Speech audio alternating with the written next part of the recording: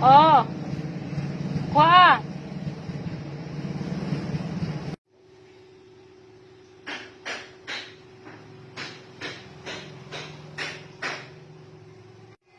Yan ang aming ulam for today. Tinolang isda.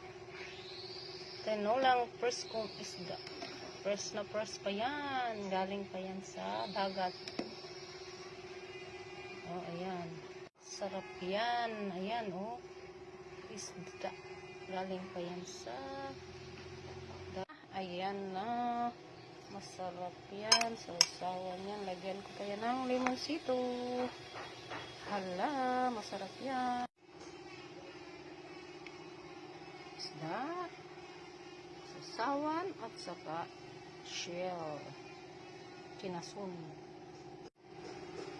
Dito lang yan sa Ria's Kitchen. Matatagpuan.